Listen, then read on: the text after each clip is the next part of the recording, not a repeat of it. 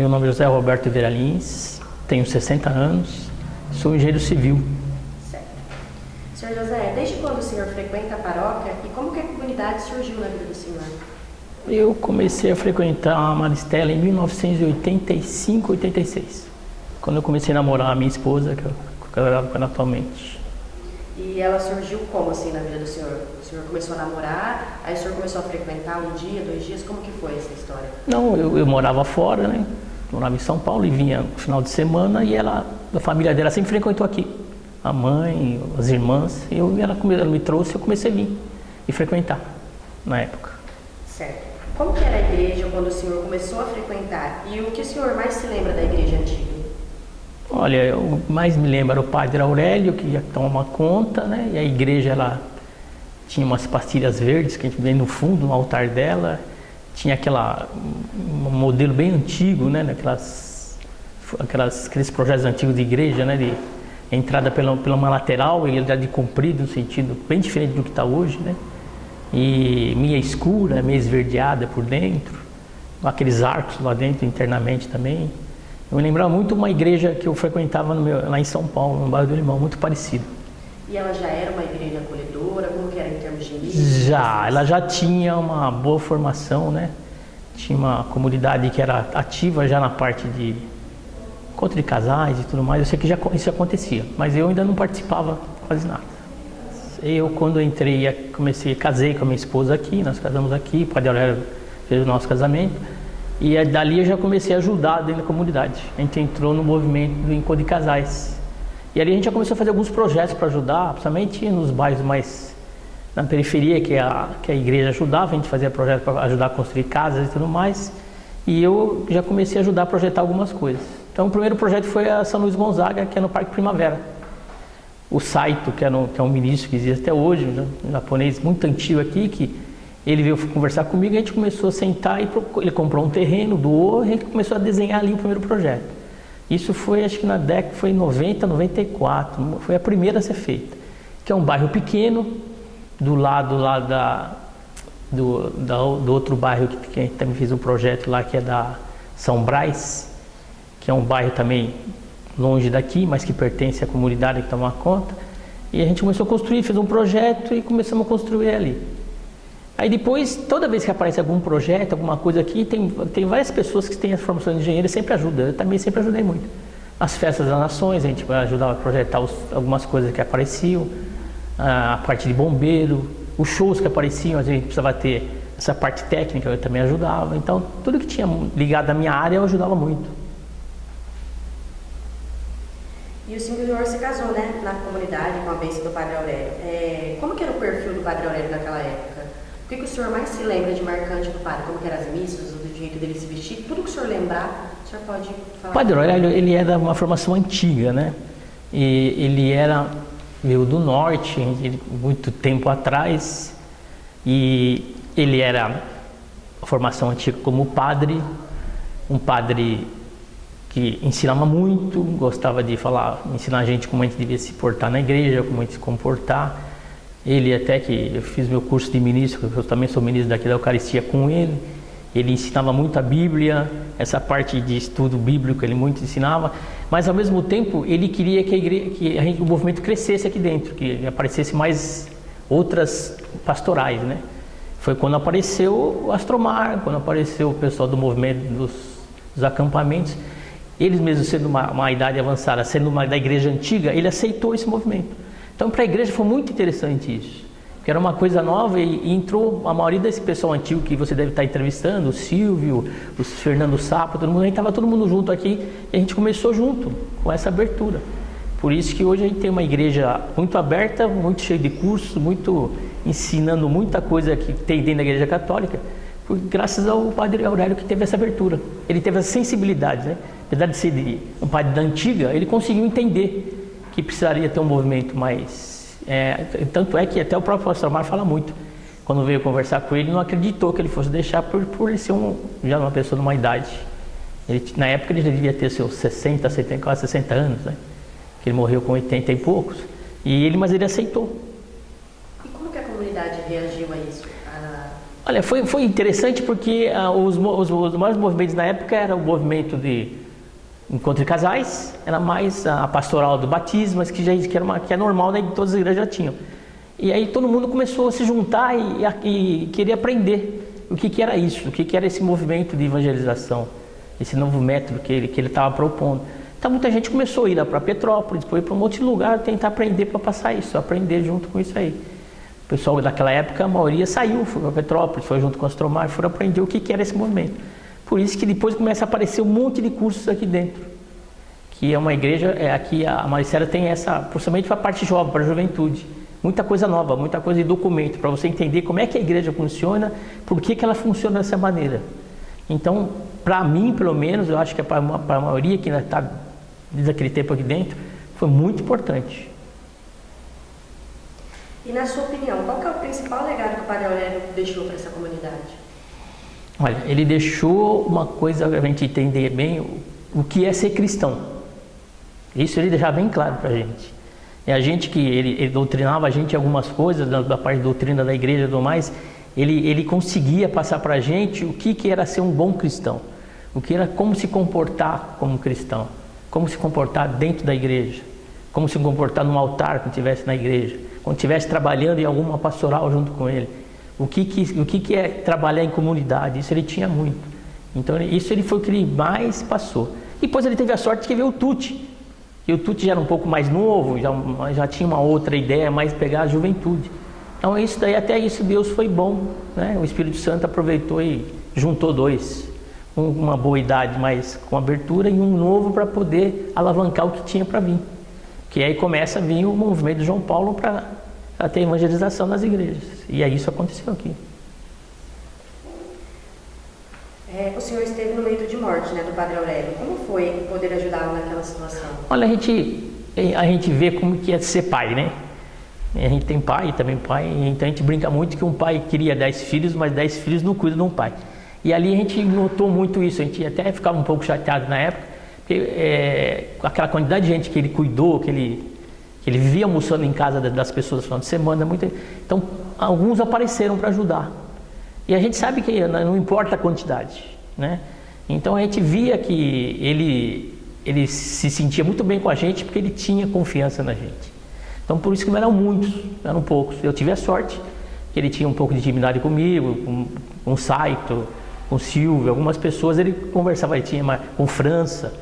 Então a gente vê como a gente também vai chegar nesse caminho. Eu também já estou ficando uma boa idade, a gente vai ficar velho, uma hora vai precisar também cuidar da gente. E ele via a gente cuidando dele. Ele já estava meio nervoso porque a doença estava atrapalhando.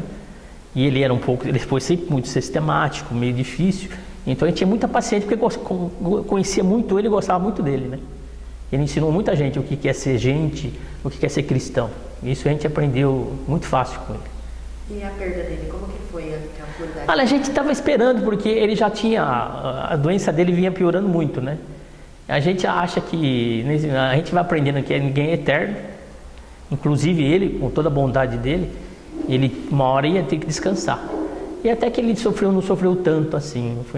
Acho que a graça de Deus também teve isso com ele. Ele teve uma doença no estômago e tudo mais, perdeu, porque ele era uma pessoa muito introvertida. Ele era uma pessoa muito assim retraída, né? Então ele sofria muito internamente. Eu me lembro que muitas vezes quando tinha alguma discussão dentro da comunidade, ele é que mais sofria. Ele não sabia falar não sabia entrar e discutir ou colocar alguma ordem, então ele sofria demais. Então quando ele começou a ter esse problema, a gente estava rezando para ele sofrer o menos possível. E ele também tinha essa noção. Quando a gente conversava com ele, ele falou, não, minha hora está chegando, a gente sabe, uma hora eu vou descansar. Mas ele nunca mudou. Aquele jeito sistemático dele. Às vezes você tinha que ter paciência, porque ele reclamava de umas coisas, não queria ficar sozinho, não queria... Aí você tinha que passar a noite com ele, porque ele não queria ficar sozinho em nenhum momento, ele tinha medo, parecia que tinha aquele receio de estar sempre sozinho, se acontece alguma coisa.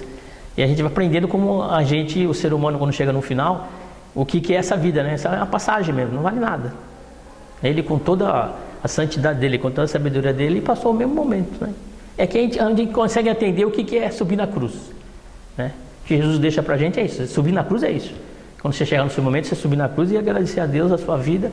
E mesmo que você vai sofrer, mas vai estar agradecendo o que você viveu. Explica um pouco dessa fase de poucas pessoas até começar a crescer? Era a fase da igreja na época, né? Foi quando o João Paulo, acho que entra como Papa. E ele também sentiu isso e criou a evangelização. Foi quando começou a aparecer esses movimentos de evangelização. E o Tucci, ele, como ele tem esse carisma com a juventude, ele tem muito disso, ele conseguiu algumas pessoas, né? Porque, como em todo lugar, tem que ter alguém que toma a frente e carregue, né? E o Astromar conseguiu várias pessoas que tinham essa noção e conseguiram começar a criar esse movimento e tentar ajudar em algumas coisas.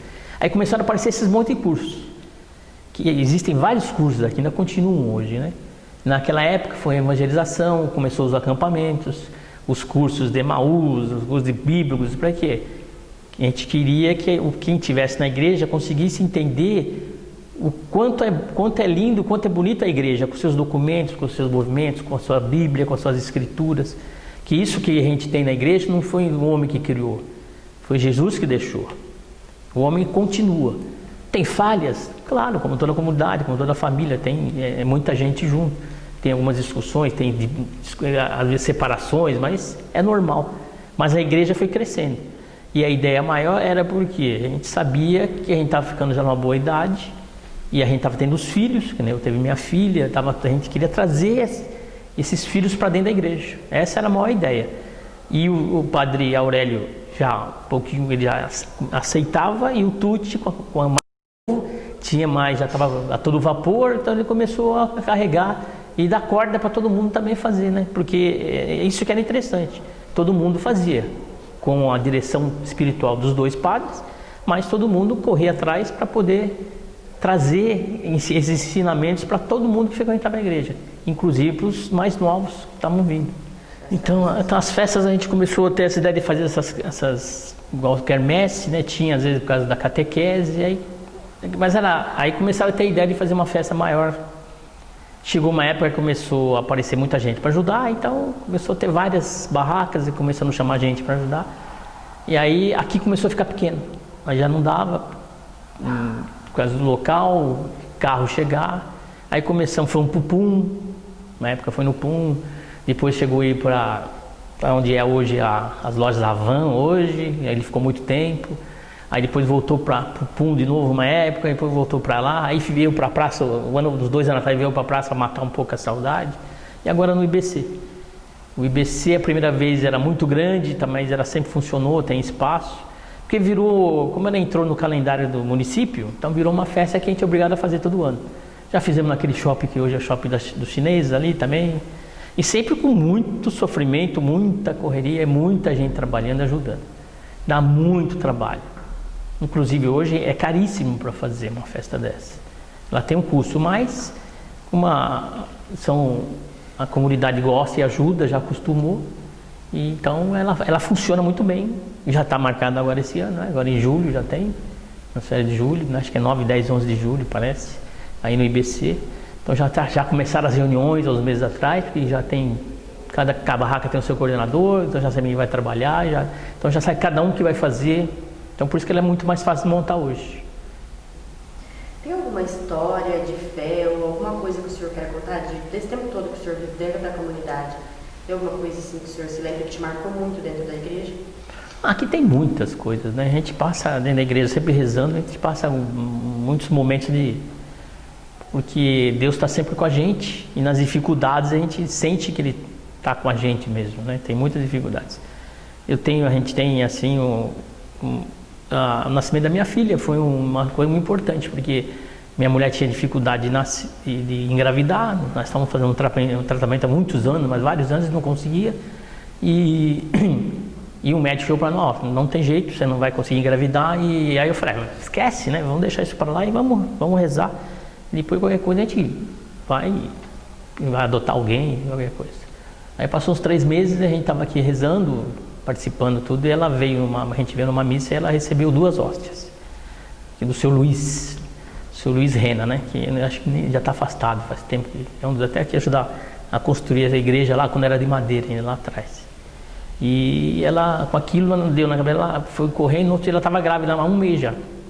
E o médico falou, nossa, é um milagre, porque a gente não sabe como foi que engravidou, só por Deus. Então essa foi uma das coisas mais fortes que a gente passou. Tem várias, mas essa é a mais importante porque ela está ali, né? Ela está de pé e a gente viu ela nascer, apesar de toda a dificuldade.